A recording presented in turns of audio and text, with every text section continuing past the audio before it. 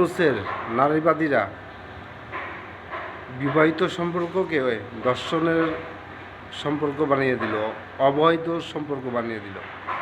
আর যারা টাকার বিনিময়ে সোজা কথায় বেশ্যাগিরি করে, তাদের সাথে যে ছেলেমেয়েরা মেলামেশা করে বা প্রেম করে, যে শারীরিক সম্পর্ক করে, সেই সম্পর্ককে বৈধ সম্পর্ক বানালো এবং হালাল সম্পর্ক বানালো।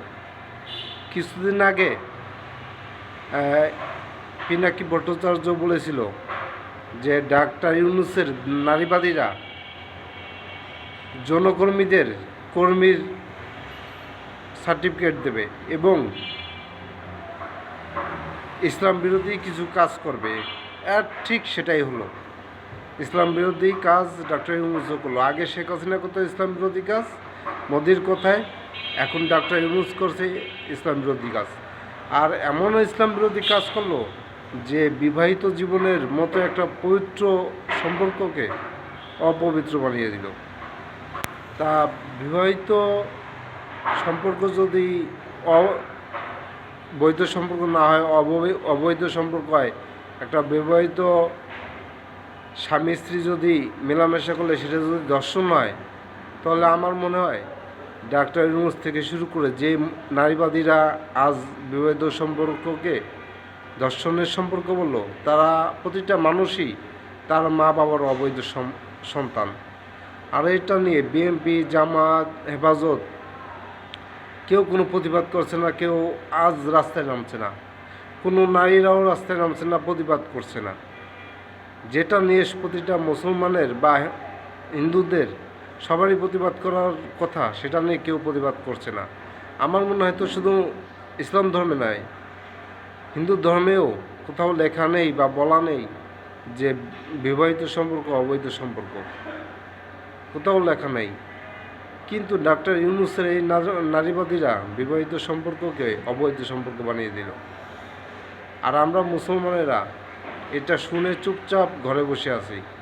তাহলে আমার মনে হয় যে আসলে এই নারীবাদীরা ঠিক কথাই বলছে, বিবাহিত সম্পর্ক অবৈধ সম্পর্ক। আর আমরা আমাদের মা বাবার প্রতিটা মানুষই বাংলাদেশের প্রতিটা মানুষই যারা আছে, আমরা যারা নিজেদের মা বাবার সন্তান, আমরা সবাই আমাদের মা বাবার অবৈধ সন্তান।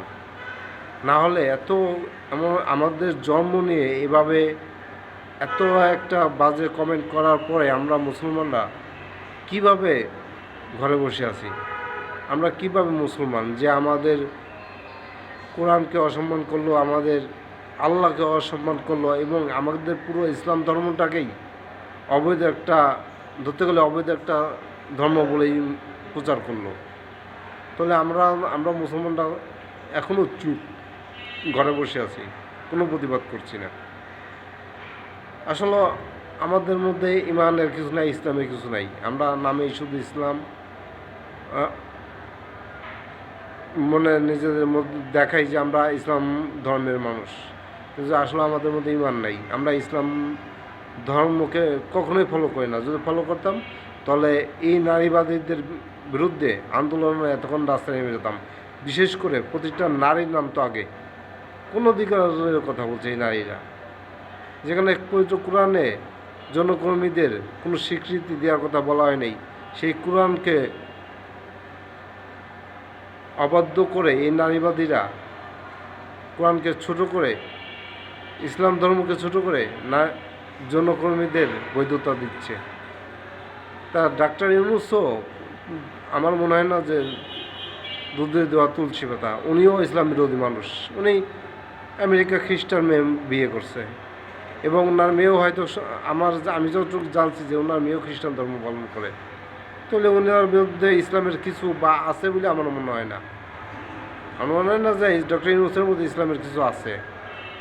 এখন ছাত্ররা চুপ কেন? ছাত্ররা এখন প্রতিবাদ করে না। ছাত্রদের কাছে জানতে চাই, এখন আপনারা কি আপনার মধ্যে মা বাবার অবৈধ সন্তান, এই কারণেই চুপ করে আছেন? অবৈধ সন্তান হলে চুপ করে থাকেন, খুবই ভালো কথা। এটা নিয়ে কারোরই প্রতিবাদ করতে হবে না, খুবই ভালো কথা।